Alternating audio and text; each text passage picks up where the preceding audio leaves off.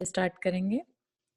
सिद्धं संपूर्ण भव्यार्थ सिद्धेः कारणमुत्तमं प्रशस्त दर्शन ज्ञान चारित्र प्रतिपादिनं सुरेंद्र मुकुटाश्लिष्ट पाद पद्मांशुकेशरं प्रणमामि महावीर लोकत्रितय मंगलम मंगलम भगवान वीरो मंगलम गौतमो गणी मंगलम कुंद कुंदाद्यो जैन धर्मोस्तु मंगलम नमो अरिहंताणं नमो सिद्धाणं नमो आयर्याणं नमो उवज्जायाणं नमो लोये सव्वसाहुणं।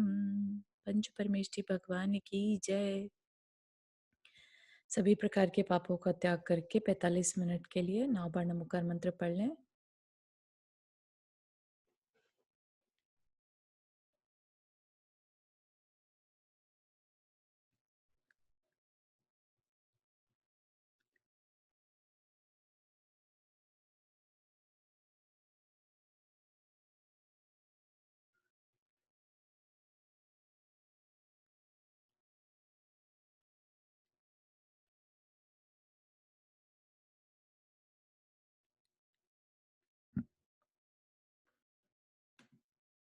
चलिए, तो हमने कल की थर्सडे की क्लास में देखा था कि किस तरह से राम जो है वो राम लक्ष्मण और सीता लंका में समय बिता रहे हैं और इधर पर नारद जो है वो 23 साल बाद तीर्थंकर का कल्याणक देखने के बाद कौशल्या से मिलने आते हैं और पूछते हैं इसी हालत क्यों बना रखी है। तो फिर वो बताती है सब कुछ। तब वो वहां पर नारद मिलने जाते हैं लंका में और फिर वो याद दिलाते हैं राम को कि भाई ऐसे तुम्हारी माता बहुत परेशान है ना। तो इस तरह से अम, आगे का देखते हैं कि क्या होता है। तो कह रहे हैं राम कह रहे हैं कि आज अयोध्या नगरी को देखने के लिए मेरा मन अत्यंत उत्सुक हो रहा है क्योंकि वह दूसरी माता के समान मुझे अधिक स्मरण दिला रही है। तदनंतर विभीषण ने कहा कि हे स्वामी, जैसी आज्ञा हो वैसा कहिए। आपका हृदय शांति को प्राप्त हो, यही हमारी भावना है। हम माताओं को यह शुभ वार्ता सूचित करने के लिए अयोध्या नगरी के प्रति दूत भेजते हैं, जिससे आपका आगमन जानकर माताएं सुख को प्राप्त होंगी। मतलब जैसे होता है ना कि भाई तुम्हें तो टाइम लगेगा जाने में, इससे पहले हम दूध भेज के इन्फॉर्म कर दे ताकि वो अभी से खुश हो जाए। हे विभो, हे आश्रित जनवत्सल, आप 16 दिन तक इस नगर में ठहरने के लिए मेरे ऊपर प्रसन्नता कीजिए। इतना कहकर विभीषण ने अपना मणि सहित मस्तक राम के चरणों में रख दिया और तब तक रखे रहा जब तक कि उन्होंने स्वीकृत नहीं कर लिया। है ना, पहले के समय में फिर हर चीज नोट करते थे, तो हो सकता है कोई मुहूर्त ऐसा हो जो उन्होंने अनदर 16 दिन रुकने के लिए कहा। अतनंतर महल के शिखर पर खड़ी अपराजिता कौशल्या निरंतर दक्षिण दिशा की ओर देखती रहती थी। एक दिन उसने दूर से विद्याधरों को आते देख समीप में खड़ी कैकई से कहा कि हे कैकई, देख देख, ये बहुत दूरी पर वायु से प्रेरित मेघों के समान विद्याधर शीघ्रता से इस ओर आ रहे हैं। हे श्राविके, जान पड़ता है ये छोटे भाई सहित मेरे पुत्रों के द्वारा भेजे हुए हैं और आज अवश्य ही शुभ वार्ता कहेंगे। कैकई ने कहा कि आप जैसा कहती हैं सर्वथा वैसा ही हो। इस तरह जब तक उन दोनों में वार्ता चल रही थी तब तक वे विद्याधर दूत समीप में आ गए। पुष्प वर्षा करते हुए उन्होंने आकाश से उतरकर भवन में प्रवेश किया और अपना परिचय दे हर्षित होते हुए वे भरत के पास गए। राजा भरत ने हर्षित हो उनका सम्मान किया और आशीर्वाद देते हुए वे योग्य आसनों पर आरूढ़ हुए। सुंदर चित्त को धारण करने वाले उन विद्याधर दूतों ने सब योग्य समाचार कहे। उन्होंने कहा कि राम को बलदेव पद प्राप्त हुआ है और लक्ष्मण के चक्र रत्न प्रकट हुआ है तथा उन्हें नारायण पद मिला है। राम लक्ष्मण दोनों को भरत क्षेत्र का उत्कृष्ट स्वामित्व प्राप्त हुआ है। लक्ष्मण जो कि 3 क्षेत्र के स्वामी है ना, तो भरत क्षेत्र और 2 मलेच्छ खंड, 2 आर्यखंड और 1 आर्यखंड और 2 मलेच्छ खंड, 3 खंडों का राज्य साम्राज्य प्राप्त हुआ है। युद्ध में लक्ष्मण के द्वारा घायल हो रावण मृत्यु को प्राप्त हुआ है।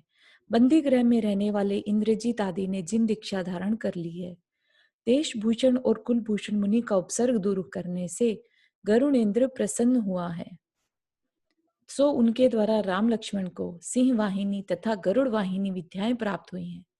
विभीषण के साथ महाप्रेम उत्पन्न हुआ है। उत्तम उत्तम भोग संपदाएं प्राप्त हुई हैं तथा लंका में उनका प्रवेश हुआ है। ठीक है, तो बहुत मतलब उनका जो विजिट था, एक तरह से कहा जाए तो बहुत अच्छा रहा। इस प्रकार राम लक्ष्मण की अभ्युदय सूचक समाचारों से प्रसन्न हुए राजा भरत ने उन दूतों का माला, पान तथा सुगंध आदि के द्वारा सम्मान किया। तदनंतर भरत उन विद्याधरों को लेकर उन माताओं के पास गया तथा विद्याधरों ने निरंतर शोक करने तथा अश्रुपूर्ण नेत्रों को धारण करने वाली उन माताओं को आनंदित किया। राम लक्ष्मण की माताओं और उन विद्याधर दूतों के बीच मन को प्रसन्न करने तथा उनकी विभूति को सूचित करने वाली यह मनोहर कथा जब तक चलती है, तब तक स्वर्ण और रत्न आदि से परिपूर्ण हजारों शीघ्रगामी वाहनों से सूर्य का मार्ग रोककर रंग बिरंगे मेघों का आकार धारण करने वाले हजारों विद्याधरों के झुंड उस तरह पहुंचे जिस तरह की जितेंद्र अवतार के समय महातेजस्वी देव आ पहुंचते हैं। है ना, जैसे अयोध्या में जैसे किसी जिनेंद्र भगवान का जन्म हुआ हो, उस समय इंद्रलोक से सारे देव पहुंच जाते हैं। ऐसे ही क्या हुआ, अभी विद्याधरों के झुंड वहां पहुंच गए। विद्याधर तो सारे आकाशगामी रहते हैं ना, तो वहां से अपने अपने वाहनों से पहुंच गए। तदनंतर आकाश में स्थित उन विद्याधरों ने सब ओर से दिशाओं को प्रकाश के द्वारा परिपूर्ण करने वाली नाना रत्नमयी वृष्टि छोड़ी। वृष्टि मतलब रत्नों की बारिश करी ऊपर से। अयोध्या के भर जाने पर हर एक कुटुंब के घर में पर्वतों के समान स्वर्ण आदि की राशियां लग गई। तो खाली अभ्युदय या भाग्य का उदय, ये कह लो कि खाली राम लक्ष्मण का ही नहीं हुआ, बल्कि पूरे अयोध्या निवासियों का हो गया। जहां पर बलराम और नारायण खुद रहते हो, वहां पर किसी चीज की क्या कमी हो सकती है। अयोध्या निवासी लोगों ने जन्मांतर से पुण्य कर्म किए थे अथवा स्वर्ग से चलकर वहां आए थे, इसीलिए तो उन्हें उस समय उस प्रकार की लक्ष्मी प्राप्त हुई थी। उसी समय भरत ने नगर में यह घोषणा दिलवाई कि जो रत्न तथा स्वर्ण आदि वस्तुओं से संतोष को प्राप्त नहीं हुआ हो, वह पुरुष अथवा स्त्री निर्भय हो राजमहल में प्रवेश कर अपनी इच्छा अनुसार से द्रव्य से अपने घर को भर ले। है ना, तभी राम राज्य बोलते थे ना कि मतलब किसी को किसी से कोई प्रॉब्लम ही नहीं है। जिसको जरूरत है राजमहल में गया, अपनी इच्छा से सामान ले आया, घर पे आके अपना अच्छे से रहने लगा। उस घोषणा को सुनकर अयोध्या वासी लोगों ने आकर कहा कि हमारे घर में खाली स्थान ही नहीं है। विस्मय रूपी सूर्य के संपर्क से जिनके मुख कमल खिल रहे थे तथा जिनकी दरिद्रता नष्ट हो चुकी थी, ऐसी स्त्रियां राम की स्तुति कर रही थी।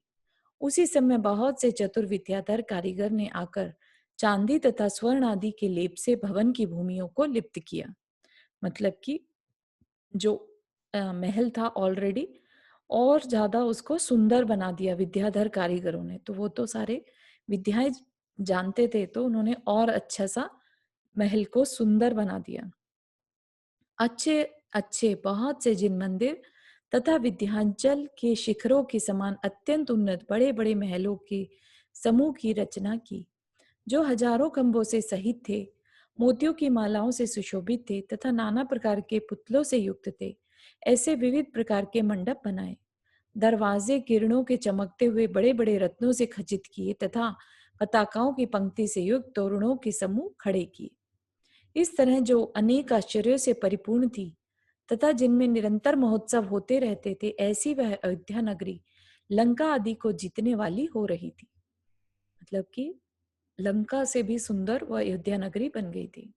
महेंद्रगिरी के शिखरों के समान आभा वाले जिन मंदिरों में निरंतर संगीत ध्वनि के साथ अभिषेक उत्सव होते रहते थे, जो जल भृत मेघों के समान श्याम वर्ण थे तथा जिन पर भ्रमर गुंजार करते रहते थे, ऐसे बाग बगीचे उत्तम उत्तम फूलों और फलों से युक्त हो गए थे।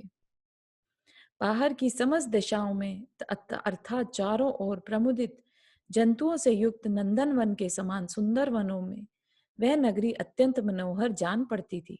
है ना। पहले के समय में ऐसा तो नहीं था कि कहीं पर कंक्रीट जंगल हो, जगह जगह क्या थे, छोटे छोटे नगर होते थे और उसके चारों ओर फिर वन इत्यादि रहते थे, है ना। तो यहाँ पर क्या बोल रहे हैं कि वहां पर जंतु भी खुश हो गए, प्रमुदित हो गए और नंदन वन के समान सुंदर वनों से नगरी अत्यंत सुशोभित लगने लगी।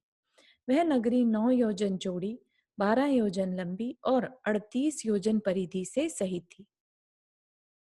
16 दिनों में चतुर विद्याधर कारीगरों ने अयोध्या को ऐसा बना दिया कि 100 वर्षों में भी उसकी स्तुति नहीं हो सकती थी।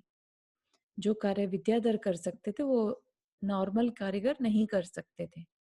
जिनमें स्वर्ण की सीढ़ियां लगी थी ऐसी वापिकाएं, तथा जिनके सुंदर सुंदर तट थे ऐसी परिखाएं कमल आदि के फूलों से आच्छादित हो गईं और उनमें इतना पानी भर गया कि ग्रीष्म ऋतु में भी नहीं सूख सकती थी।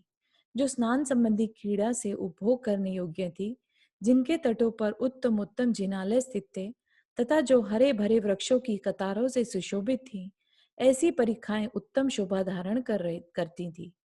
अयोध्यापुरी को स्वर्गपुरी के समान की हुई जानकर हल्के धारक श्री राम ने स्थान स्थान पर आगामी दिन प्रस्थान को सूचित करने वाली घोषणा दिलवाई। ठीक है ना। गौतम स्वामी कहते हैं कि हे श्रेणिक, आकाश रूपी आंगन में विहार करने वाले नारद ऋषि ने जब से माताओं संबंधी समाचार सुनाया था, तभी से राम लक्ष्मण अपनी अपनी माताओं को हृदय में धारण कर रहे थे। पूर्व भाव में किए हुए पुण्य कर्म के प्रभाव से प्राणियों के समस्त अचिंतित कार्य सुंदरता को प्राप्त होते हैं। इसलिए समस्त लोग सदा पुण्य संचय करने में तत्पर रहें, जिससे कि उन्हें चिंता रूपी सूर्य का संताप न भोगना पड़े। मतलब चिंताएं भी किस वजह से होती हैं? पाप के उदय में, है ना। तो अचिंतित कार्य प्राप्त हो तो उसके लिए क्या करना है? सदा पुण्य का संचय करने में तत्परता। तो इस प्रकार अयोध्या का वर्णन करने वाला 81वां पर्व समाप्त हुआ। किसी को कोई प्रश्न? अभी जो अयोध्या है वही होगी पहले के समय में? ऐसा अभी ऐसा मान तो नहीं सकते एग्जैक्टली वही होगी, क्योंकि उस समय के जो सब साइज वगैरह जो थे लोगों के, राइट, वो बहुत बड़े बड़े थे, तो उसी हिसाब से वो बड़ा एरिया था। लेकिन आज के हिसाब से छोटे छोटे से हैं। जो महल भी हमें दिखाई देते हैं वो सब बहुत छोटे छोटे से हैं। तो ऐसे कई लोग बोल देते हैं कि यहाँ से राम जी यहाँ पर रहे थे या इधर तट पे बैठे थे, तो मुझे तो नहीं ऐसा सही लगता, क्योंकि उनका साइज और आज के टाइम का साइज में बहुत डिफरेंस है, या राइट। वो 16 धनुष उनकी ऊंचाई थी, हाँ राम जी की और लक्ष्मण जी की। जी और आज के टाइम में हम लोग बेयरली 3 हाथ के होते हैं, या है ना। तो इसलिए कह नहीं सकते, लेकिन हाँ जगह वही है जहाँ अयोध्या आज है, वही अयोध्या पहले भी थी, लेकिन वो सब कुछ नष्ट हो चुका है जो पहले था, है ना। ओके अब जो दिखाई दे रहा है वो जमीन वही हो सकती है, लेकिन बाकी सब चीजें सेम नहीं है। ओके मतलब पार्श्वनाथ भगवान तक का समय जो है हम मान सकते हैं कि सेम चीजें मिल सकती हैं, है ना।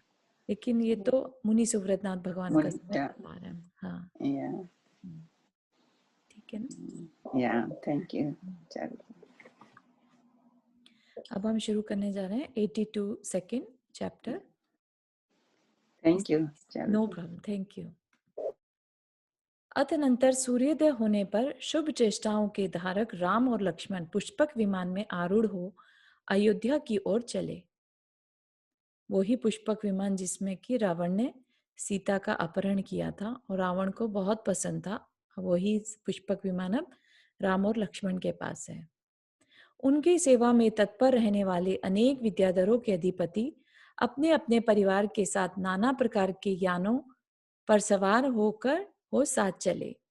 छत्रों और ध्वजाओं से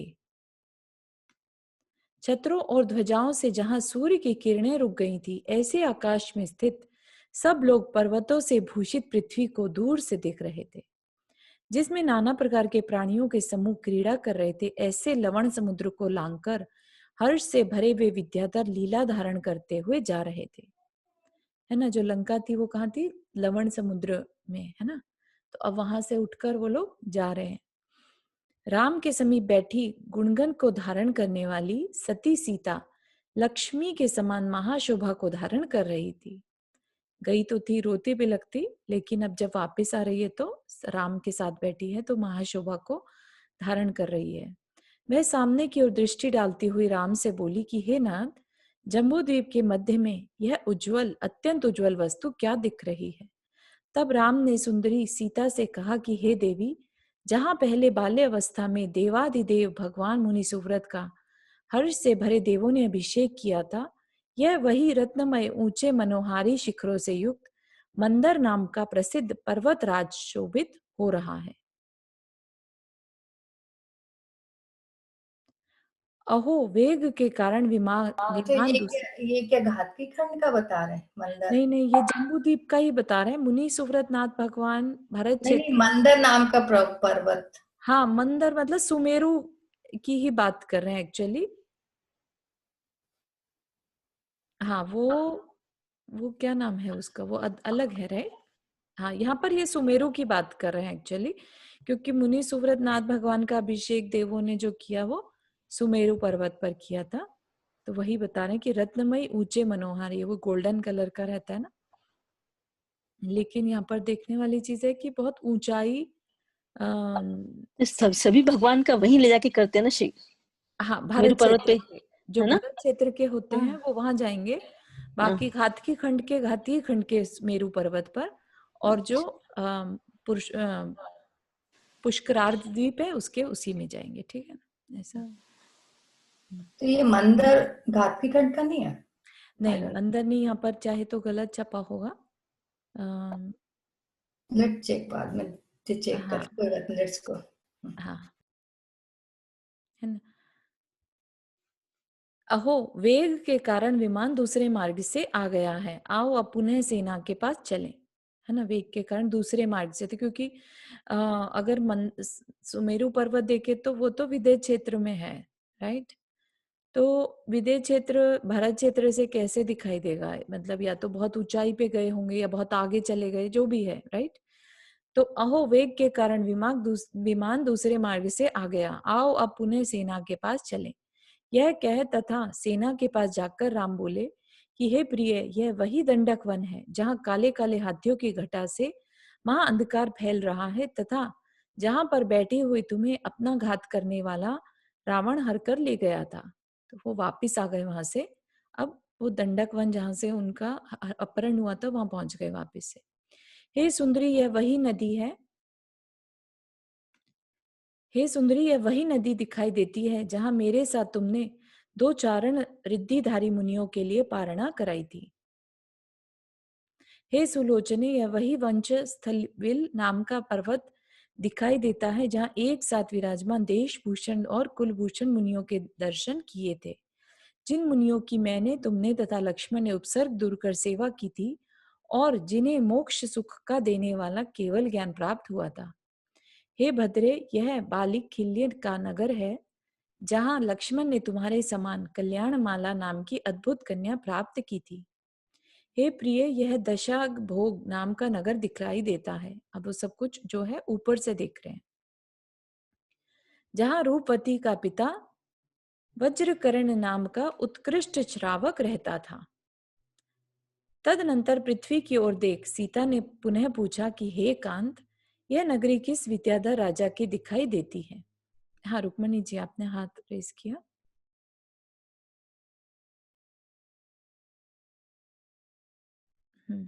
शायद म्यूट पे हैं हम। क्या कह रहे हैं यहाँ पर कि वो पूछती। हाँ, हाँ वो जो कुलभूषण और देशभूषण जो मुनि थे, जी उनका शुरू में तुमने बताया ना कि किसी ने अंतराय उनका वो करा था, तो उपसर्ग। उसके लिए उपसर्ग किया था, तो राम जी ने उनको जी करा था। ठीक, तो किसने जी, किया था उपसर्ग? मुझे कुछ ध्यान सा नहीं आ रहा। उपसर्ग एक्चुअली जो हुआ था वो कन्याओं के ऊपर कर रहे थे। कन्याओं के ऊपर करते करते वहां पर ही 2 मुनिराज भी बैठे थे। नहीं, ठीक तो है, कौन कर रहे थे ये? ये असुर जाति के वो अच्छा विद्याधर जो थे। हाँ, अच्छा असुर अच्छा, जाति के टाइप के थे विद्याधर, वो कर रहे थे। Okay okay. अच्छा, और एक चीज ये बताओ कि जैसे ये जो विद्याधर होते हैं, ये देवी होते हैं ना, ये भी? नहीं नहीं नहीं, विद्याधर तो मनुष्य होते हैं, स्पेशल उनकी विद्याएं होती हैं उनके पास।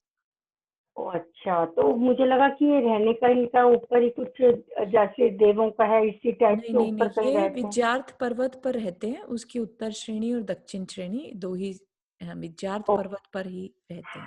अच्छा अच्छा, ठीक है, okay, thank you thank you. No problem. वहाँ पे चौथा काल होता है ना हमेशा, इसके लिए। वहां पर चौथा काल रहता है। ठीक है, तो फिर वो पूछ रहे हैं कि यह नगरी किस विद्याधर राजा की दिखाई देती है? यह नगरी विमानों के समान उत्तम भवनों से अत्यंत व्याप्त है और स्वर्ग की विडंबना करने वाली ऐसी नगरी मैंने कभी नहीं देखी। सीता के वचन सुनकर और धीरे धीरे दिशाओं की ओर देख राम का चित्त स्वयं क्षण भर के लिए विभ्रम में पड़ गया, परंतु बाद में सब समाचार जानकर मंद हास्य करते हुए बोले कि हे प्रिय, यह अयोध्या नगरी है। क्यों ऐसा लगा उसको? क्योंकि विद्याधर के कारीगरों ने पूरी उसको चेंज हो ऐसा गई थी। हाँ, सुंदर बना दिया था, विद्याधरों की नगरी के समान दिखने लगी थी। जान पड़ता है कि विद्याधर कारीगरों ने इसकी ऐसी रचना की है कि यह अन्य नगरी के समान जान पड़ने लगी है। इसने लंका को जीत लिया है तथा उत्कृष्ट कांति से युक्त है। तदनंतर द्वितीय सूर्य के समान देदीप्यमान तथा आकाश के मध्य में स्थित विमान को सहसा देख नगरी क्षोभ को प्राप्त हो गई। क्षोभ को मतलब एकदम कियोटिक हो जाता है ना, लाइक एकदम से लोग एक्टिव हो गए कि क्या हो रहा है क्या हो रहा है टाइप्स ऐसा। क्षोभ को प्राप्त हुआ भरत महागज पर सवार हो महाविभूति युक्त होता हुआ इंद्र के समान नगरी से बाहर निकला। उसी समय उसने नाना यानों और विमानों में स्थित तथा विचित्र रिद्धियों से युक्त विद्याधरों से समस्त दिशाओं को आच्छादित देखा। है ना, लक्ष्मण तो क्या है कि सारे विद्याधरों के भी स्वामी बन जाते हैं ना, क्योंकि 3 खंड के राजा हो गए और विद्याधरों के भी वो स्वामी बन जाते हैं, तो इसलिए वो विद्याधर सारे उनके साथ आए।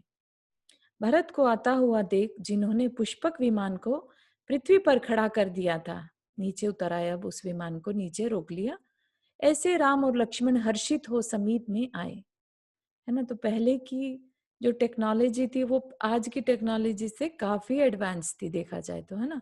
अपने उन्होंने पर्सनल विमान बना रखे थे, जहां मर्जी जाए उड़ के जा सकते थे। तो वो सारी विद्याएं सब चीज आज खत्म हो गई हैं।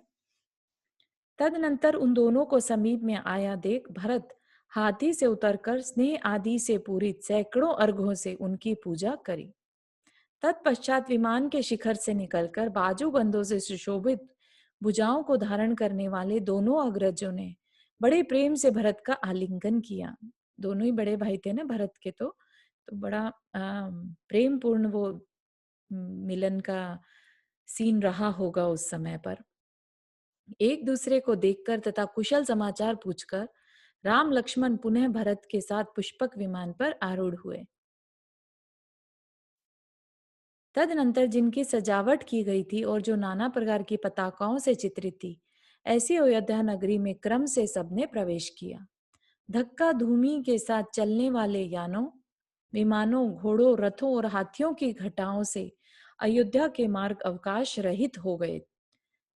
घूमते झूमते हुए मेघों की गर्जना के समान तुरही के शब्द तथा करोड़ों शंखों के शब्दों से मिश्रित बम्बा और भेरियों के शब्द होने लगे।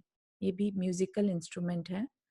बड़े बड़े नगाड़ों के जोरदार शब्द तथा बिजली के समान चंचल लंप और धंधुओं के मधुर शब्द गंभीरता को प्राप्त हो रहे थे। हैक नामक वादित्रों थे म्यूजिकल इंस्ट्रूमेंट की हुंकार से सहित झालर, अमलातक, हक्का और गुंजा रहित रटित नामक वादित्रों के महाशब्द, काहलों के अस्फुट एवं मधुर शब्द निविड़ता को प्राप्त हुए। हलाहल हल हला के शब्द, अठास के शब्द, घोड़े, हाथी, सिंह और व्यग्र आदि के शब्द, बांसुरी के स्वर से मिले हुए नाना प्रकार के संगीत के शब्द, भांडों के विशाल शब्द, बंदी जनों के विरध पाठ, सूर्य के समान तेजस्वी रथों की मनोहर चीत्कार, पृथ्वी के कंपन से उत्पन्न हुए शब्द और इन सब की करोड़ों प्रकार की प्रतिध्वनियों के शब्द सब एक साथ मिलकर विशाल शब्द कर रहे थे। इस प्रकार परम शोभा को धारण करने वाले विद्याधर राजाओं से घिरे हुए सुंदर शरीर के धारक राम और लक्ष्मण ने नगरी में प्रवेश किया। तो एक विशाल महोत्सव जिसे कह सकते हैं ना, ये खूब सुंदर आवाजें आ रही हैं, जैसे होता है ना, अपन भी देखते हैं कि अपने घर कोई आए ऐसा कोई बड़ा आदमी तो हम कितनी व्यवस्थाएं करेंगे, कितना सब कुछ तैयारियां करेंगे, वैसा ही इमेजिन कर सकते हैं कि कोई नारायण खुद घर आए हैं तो कैसा लगता होगा। उस समय विद्याधर देव थे, राम लक्ष्मण इंद्र थे। ये उपमाएं दी गई हैं इस टाइम पर, ऐसा मत समझिए कि विद्याधर देव हैं। राम लक्ष्मण जो थे इंद्र के समान थे और अयोध्या नगरी जो थी स्वर्ग थी। तब उसका वर्णन कैसे किया जाए। श्री राम के मुख रूपी चंद्रमा को देखकर मधुर ध्वनि करने वाला लोक रूपी सागर बढ़ती हुई बेला के साथ वृद्धि को प्राप्त हो रहा था, है ना। इसको ना विजुअलाइज कर सकते हैं, वहीं पर पहुंच जाइए अयोध्या में, हम भी ये सब सीन देख रहे हैं। ऐसा पहचान में आए पुरुष जिन्हें पद पद पर पूज रहे थे तथा जयवंत रहो, बढ़ते रहो, जीते रहो, समृद्धिमान हो इत्यादि शब्दों के द्वारा जिन्हें स्थान स्थान पर आशीर्वाद किया जा रहा था, ऐसे दोनों भाई नगर में प्रवेश कर रहे थे। अत्यंत ऊंचे विमान तुल्य भवन के शिखरों पर स्थित स्त्रियों के नेत्र कमल राम लक्ष्मण को देखते ही खिल उठते थे। पूर्ण चंद्रमा के समान कमल लोचन राम और वर्षाकालीन मेघ के समान श्याम सुंदर लक्षणों के धारक लक्ष्मण को देखने के लिए तत्पर स्त्रियां अन्य सब काम छोड़ अपने मुख से झरोखों को कमल वन के समान कर रही थी। गौतम स्वामी कहते हैं कि हे राजन, उस समय परस्पर में अत्यधिक संपर्क होने पर जिनके हार टूट गए थे, ऐसी स्त्रियों के पयोदर अर्थात स्तन रूपी पयोदरों अर्थात मेघों ने अपूर्व वृष्टि की थी। जिनके चित्त राम लक्ष्मण में लग रहे थे, ऐसी स्त्रियों की मेखला, नुपुर और कुंडल टूट टूट कर पृथ्वी पर पड़ रहे थे तथा उनमें परस्पर इस प्रकार वार्तालाप हो रहा था, मतलब धक्का मुक्की जैसे हो रखी हो कि हमें भी देखना है, और एक दूसरे में फंस फंस कर जैसे उनके वो टूट रहे थे आभूषण और गिर रहे थे। तो क्या कह रही थी वे? कोई कह रही थी कि जिनकी गोद में गुणों को धारण करने वाली यह राजा जनक की पुत्री पतिव्रता सीता प्रिया विद्यमान है, यही विशाल नेत्रों को धारण करने वाले राम है। कोई कह रही थी कि हाँ, ये वे ही राम हैं जिन्होंने सुग्रीव की आकृति के चोर दैत्यराज वृत्र के नाती दुष्ट साहस गति को युद्ध में मारा था। मतलब सब पुराना बता रही हैं कि ये कौन है, राम कौन है कि जिनने साहस गति को मारा था। कोई कह रही थी ये इंद्र तुल्य पराक्रम के धारी लक्ष्मण है जिन्होंने युद्ध में अपने चक्र से वक्ष स्थल पर प्रहार कर रावण को मारा था। कोई कह रही थी कि यह महाशक्तिशाली सुग्रीव है, यह उनका बेटा अंगद है, यह सीता देवी का सगा भाई भामंडल है जिसे उत्पन्न होते ही देव ने पहले तो हर लिया था, फिर दया से छोड़ दिया था और चंद्रगति विद्याधर ने देखा था। यही नहीं किंतु हर्ष से युक्त तो उसे वन में झेला था तथा यह तुम्हारा पुत्र है यह कहकर रानी पुष्यवती के लिए सौंपा था। सभी को याद होगी ये कहानी, तो भामंडल की है ना। अपने दिव्य रत्नमयी कुंडलों से जिसका मुख दे दीप्यमान हो रहा था तथा जो सार्थक नाम का धारी है, ऐसा यह विद्याधरों का राजा भामंडल अत्यधिक शोभित हो रहा है। हे सखी, यह चंद्रोदर का लड़का श्रीमान विराधित है और यह वानर चिन्हित पताका को धारण करने वाला पवनंजय का पुत्र श्रीशैल है। अच्छा, कोई यहाँ पर बताएगा कि विराधित ने किस जगह पर राम और लक्ष्मण की हेल्प की थी, किस समय पर? जब लक्ष्मण को वो लगी थी, उसको कौन सी वो शक्ति लगी थी, तो उसको मिटाने के लिए उसने नहीं, एक और इंसिडेंट हुआ था। वो उसने बताया था शायद सीता को रावण ले गया। क्यों? हाँ की कौन सा? सॉरी, सीता सीता से भी पहले एक्चुअली विराधित ने। आप कुछ करें? भरत के यहाँ अटैक हुआ था तो। सॉरी, अब आपकी आवाज नहीं। भरत के यहाँ अटैक हुआ था ना तब। नहीं, एक्चुअली अगर आप लोग को याद हो, जब खरदूषण आता है युद्ध के लिए लक्ष्मण के साथ दंडक वन में, राइट, तब उस समय लक्ष्मण अकेले पड़ जाते हैं पूरी सेना के साथ, तब विराधित आता है उसको हेल्प करने के लिए। सबसे पहले वहां से इनकाउंटर शुरू हुआ था और विरादित की सारी शक्तियां जा चुकी थी, विद्याधर नहीं था क्योंकि, और सारे फिर उसने सोचा था कि शायद ये लक्ष्मण मेरी कुछ हेल्प करेगा तो मैं इसका मित्र बन जाता हूँ। तो वहां से स्टार्ट किया था, ठीक है ना, मित्रता का व्यवहार। और यह वानर चिन्हित पताका को धारण, विरादित से शक्तियां तो नहीं ली थी, लेकिन उसका राज्य ले लिया था और वो दर दर भटक रहा था, तब करके वो हेल्प करता है लक्ष्मण की, ठीक है ना। जो रत्न जटी थी उसकी विद्याएं ली थी। विरादित है, यह वानर चिन्हित पताका को धारण करने वाला पवनंजय का पुत्र श्रीशैल हनुमान है। इस प्रकार आश्चर्य तथा संतोष को धारण करने वाली नगरवासिनी स्त्रियां जिन्हें देख रही थी, ऐसे उत्कट शोभा के धारक उन सब लोग राजभवन में पहुंचे। जब तक ये सब राजभवन में पहुंचे, तब तक जो भवन के शिखर पर स्थित थी, पुत्रों के प्रति स्नेह प्रकट करने में तैयार थी तथा जिसके स्तनों से दूध झर रहा था, ऐसी दोनों वीर माताएं ऊपर से उतरकर नीचे आ गईं, है ना। उनके इतना ममता उमड़ी कि उनके स्तनों से दूध झरने लगा।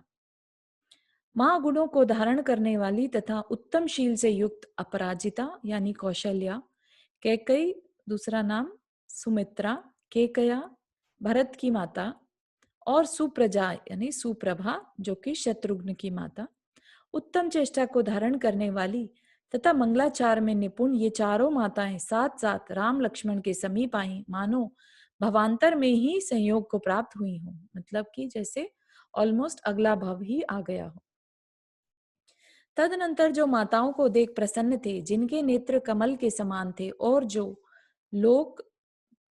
लोकपालों के तुल्य कांति को धारण करने वाले थे, ऐसे राम लक्ष्मण दोनों भाई पुष्पक विमान से उतर कर नीचे आए और दोनों ने हाथ जोड़कर नम्रीभूत हो साथ में आए हुए समस्त राजाओं और अपनी स्त्रियों के साथ क्रम से समीप जाकर माताओं के चरणों में नमस्कार किया, है ना। आज के जो पुत्र होंगे अगर और कोई माता उन्हें कह दे कि आपको यहाँ से जाना पड़ेगा, जैसे केकई ने किया, तो वो कभी उनका लाइफ में शक्ल नहीं देखे, राइट।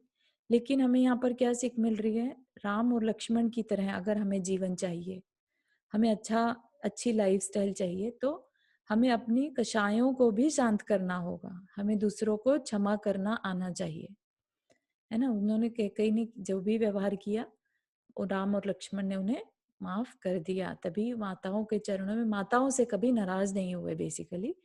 तो इस तरह का सम्मान अंदर में अपने पूज्यों के लिए होना चाहिए, ये भी एक चीज सीखने की है। हम कई बार ये तो सोच लेते कि हमारी लाइफ में तकलीफ क्यों आ रही है, लेकिन हम अपना आचरण नहीं देख पाते कि हमने कुछ गलती की होगी कभी, भले इस भव में नहीं सही, पिछले भव में सही, है ना।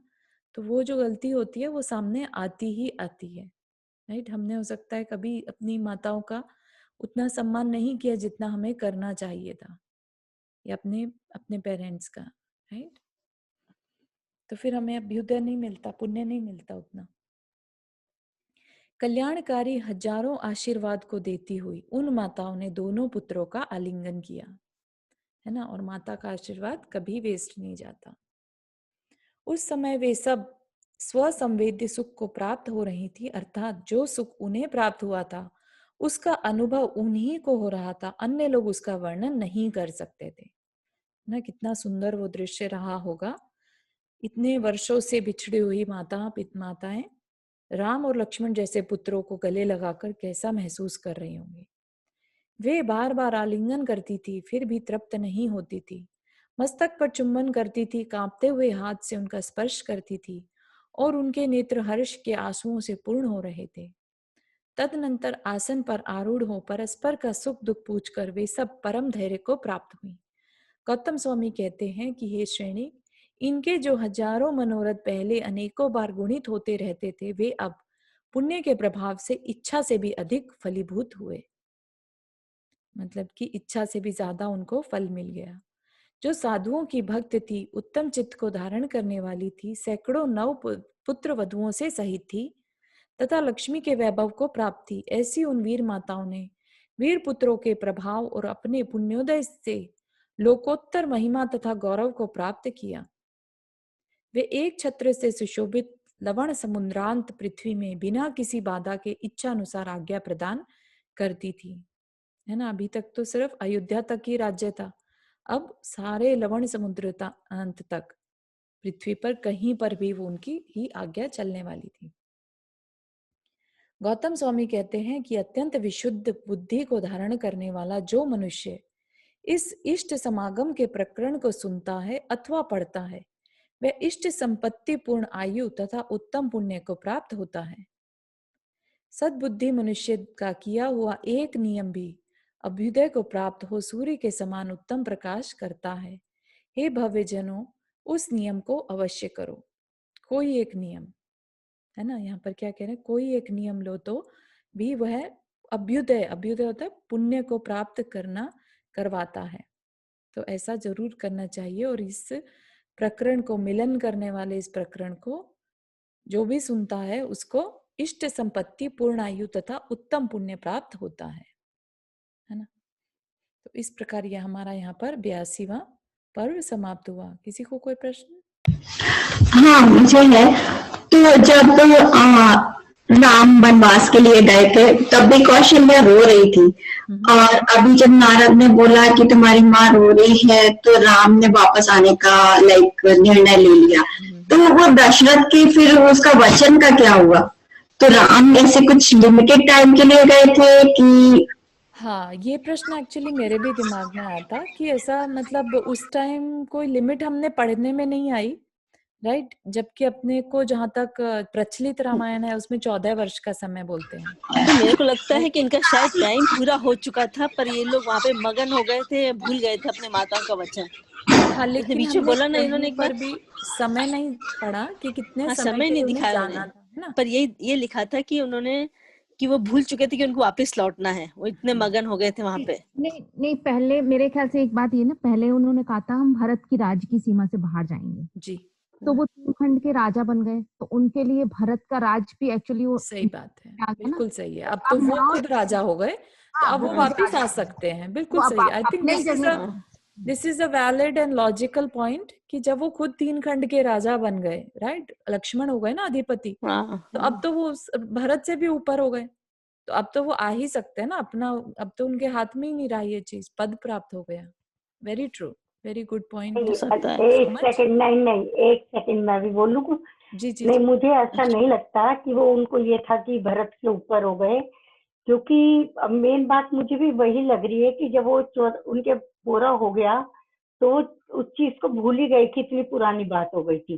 वो भरत से ऊपर अपने आप को उन्होंने कभी नहीं समझा, क्योंकि ध्यान है ना कि भरत के लिए उन्होंने कुछ वेश धारण करके, कौन से राजा थे उसमें गए थे जो राजा भरत के लिए लड़ाई लड़ रहा था, भरत के ऊपर बीच में था ना, तो वो राम और किसी ने बोला था कि भरत हार रहे हैं, तो उस समय पहुंच गया था वो। हाँ। नहीं, लेकिन एक जगह ये भी आया है दृष्टांत, उन्होंने शुरू में कहा था कि हम भारत की सीमा से बाहर।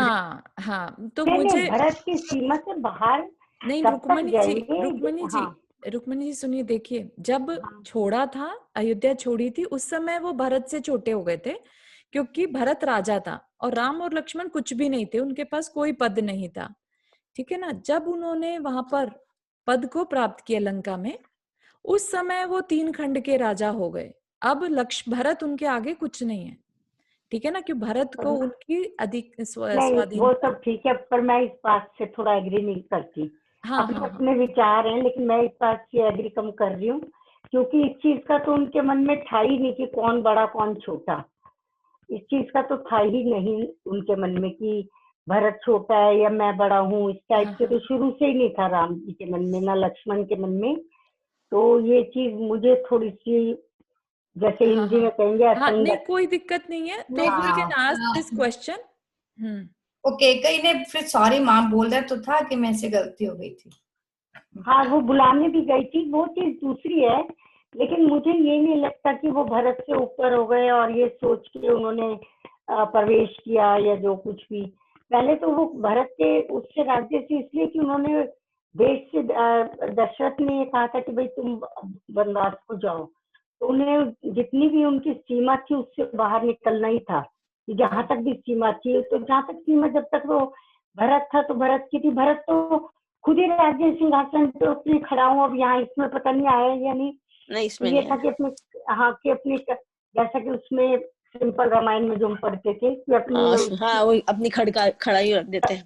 खड़ाऊ रख के, और वो अब कभी भी सिंहासन के ऊपर बैठे नहीं। तो इसलिए मुझे थोड़ा ये चीज नहीं लग रही। हाँ, लेकिन नहीं कोई सब, दिक्कत नहीं है रुक्मिणी जी, हम ये क्वेश्चन महाराज जी को रख सकते हैं। हाँ हाँ स्वाति हाँ जी, आपने हाथ खड़ा किया। हाँ, तो लक्ष्मण ये भरत से बड़े थे, राइट? हाँ, बड़े भाई थे। तो ये कैकेयी ने फिर राम अकेले का वनवास क्यों मांगा था? अगर राम वनवास जाते तो फिर तो लक्ष्मण को राजा बनना चाहिए था। हाँ, लक्ष्मण को बनना चाहिए था, लेकिन बने नहीं ना। लक्ष्मण तो राम के साथ ही छोड़कर चले गए। लेकिन उसने फिर राम का ही क्यों मांगा था? राम क्योंकि सबसे बड़े थे ना, और दशरथ ने ये सोचा था कि राम एलिजिबल है, उन्हीं को बनाएंगे, तो इसलिए उसने वैसे राम भी का मांगा था। घोषणा सिर्फ हो वैसे चुकी थी। भी पहले घोषणा जो तो हो थे, चुकी थी। पहले तो बड़े लड़के कोई बनाते थे। जो उत्तराधिकारी होता था बड़ा लड़का ही होता था। वो तो वैसे देखा जाए तो आजकल भी ये चीज तो है, लेकिन पहले तो बिल्कुल ही था कि बड़ा लड़का उत्तराधिकारी होता था। और उन्होंने राम को ही सोचा हुआ था, और पहला लड़का था। नहीं, रात को नहीं, घोषणा नहीं, करती तो सुबह उनको वनवास होता है। वो तो नहीं, बनवास तो सुबह आई होता है। अंडरस्टैंड स्वाति जी का जो क्वेश्चन है कि वो उन्होंने, अगर ऐसा कुछ होता, उन्हें तो नहीं मालूम था ना कि लक्ष्मण उनके साथ साथ चले जाएंगे। तो अगर राम का वनवास मांगा था तो फिर लक्ष्मण बनते, राइट? तो उन्होंने दोनों का ही क्यों नहीं मांगा? That is the point of Swati ji, है ना? ये तो लेकिन मेरे ख्याल से जब पीछे अगर पढ़ेंगे तो उनका आशा, जब अपने पति से बात कर रही थी इस विषय में, तो उनका ये आशा था कि राम को हटा के आप मेरे पुत्र को भरत को दे दो, नहीं तो वो बन जाएगा। तो वो टॉपिक ऑफ कंसर्न ये था कि मेरा पुत्र को रोक लो। हाँ, वो सन्यासी बन जाएगा। हाँ, वो मुनि ताकि दीक्षा ले वो लेगा। वहां नहीं जाए, मतलब करेक्ट, दीक्षा नहीं ले। दैट वाज करेक्ट, बिल्कुल। हाँ, नहीं, अब क्या प्रश्न था, मैं कल पूछने की कोशिश करूंगी। क्या प्रश्न था कि ये राम और लक्ष्मण अयोध्या में जो वापस आए, कैसे आए? जिस चीज के बारे में हम लोग डिस्कशन कर, वापस अब क्यों आ गए, पहले ही क्यों नहीं आ गए? अच्छा, ठीक है। हाँ, ठीक है ना, कि वो लंका को जीतने के बाद ही क्यों आए? पर क्या उसमें वो तो सीता को लेके आना था ना लंका नहीं, से लेके तो जीतने आना के था, लिए। लेकिन क्या अब वो भरत की जमीन नहीं रही थी क्या? मतलब पहले जब छोड़ दी थी उसकी जमीन, तो अब वापिस क्यों आए? हाँ, तो या तो वही, अब इसमें 14 साल का नहीं आया कहीं? नहीं, इसमें कहीं नहीं कभी ऐसा नहीं है। कहीं भी नहीं है। हाँ, चलो ठीक है, कल मैं पूछती हूँ, देखती हूँ। ठीक है, बढ़िया। तो स्वाति जी, आपका ये जो प्रश्न है वो अभी के लिए क्या बोलते हैं उसे, होल्ड पे रखते हैं, ठीक है? तो देखते हैं हम कोई बात नहीं। ठीक है, तो आगे का की हमारा आवाज ना कुछ गूंज रही है कुछ। हाँ, माइक तेज है शायद, वॉल्यूम। हाँ, त्रयस्त्रिंशतम पर्व हमारा एक्चुअली नेक्स्ट डे में स्टार्ट करेंगे। अभी के लिए समय हो गया हमारा। और किसी को कुछ यहाँ पर शेयर करना है? चलो जी, हाँ, छठ डाला का क्या हुआ? छह डाला तो हर फ्राइडे को होगा। हर फ्राइडे? हाँ जी, हाँ जी। नहीं, उसमें वो तुमने अपना, नहीं फ्राइडे ठीक है, लेकिन एक दिन तुमने वो भेजना था ना अपना ऑडियो। लिंक नहीं भेजा मैंने। हाँ, मैं आज भेज देती हूँ ऑडियो का। क्योंकि ऐसे तो मैंने पढ़ा, लेकिन जो जैसे तुमने डिटेल में समझाया था ना जी, वो दोबारा सुनने में वीडियो तो पढ़ लिया। हाँ, वीडियो तो पढ़ लिया, तो वैसे जैसे आपने दिया वही कोई है वीडियो में दिखा। अच्छा, एक बात चारू, एक बात और बताओ, जैसे 6 डाला में कितने 6 इसके वो होंगी? 6 अधिकार है, 6 सेक्शन है।